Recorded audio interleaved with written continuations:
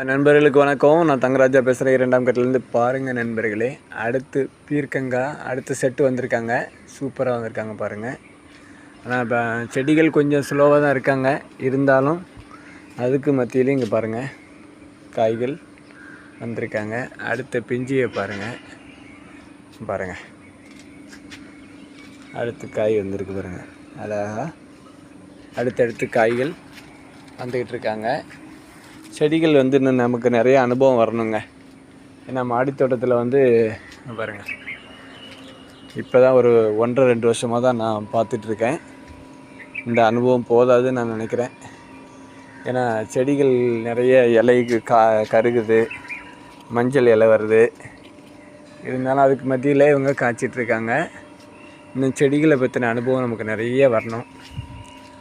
செடிகள் எல்லா நண்பர்களும் நினைக்கிறாங்க வச்ச உடனே காய்ச்சிரும் அப்படின்ட்டு. தயவு செஞ்சு அப்படி நினைக்காதீங்க. உங்களுக்கு அனுபவ பாடத்தை இந்த இயற்கை கற்றுக் கொடுக்கும். போக போக போக தான் உங்களுக்கு தெரிய வரும். அடுத்து பாருங்கள், நம்மளோட பாகல் திரும்ப பிஞ்சு பிடிச்சிருக்காங்க. இந்த எல்லோ வைரஸ் பாதிக்கப்பட்டு நிறைய இலைகளை எடுத்துட்டேன். ஏன்னா அதை கண்ட்ரோல் பண்ண முடியலன்னு சொல்லிவிட்டு அந்த இலைகளை எடுத்ததுக்கு அப்புறம் தாங்க பிஞ்சியை பிடிச்சிருக்காங்க. பாருங்கள் அடுத்தடுத்து பிஞ்சுகள் பிடிச்சிருக்காங்க பாருங்கள். அப்போ நம்ம இன்னும் நிறைய விஷயங்களை தெரிஞ்சுக்கிட்டு செடிகளுக்கு என்ன தேவைன்னு நம்ம தெரிஞ்சு பண்ண ஆரம்பித்தோன்னா தாங்க நமக்கு கண்டிப்பாக நடக்கும். போக போக மண்ணும் பழசாகும். அதில் நம்ம நிறைய கற்றுக்கிட்டு இருப்போம்.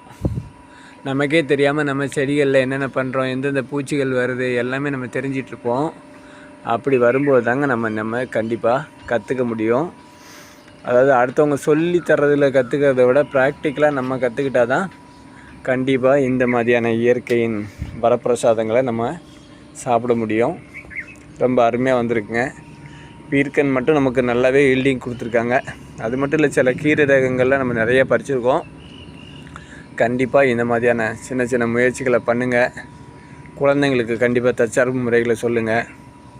நம்மளுடைய சேனலை பாருங்கள், சப்ஸ்கிரைப் பண்ணுங்கள், சப்போர்ட் பண்ணுங்கள். மறக்காமல் பெல் பட்டனை தட்டி விடுங்க. தேங்க்யூ, பாய்.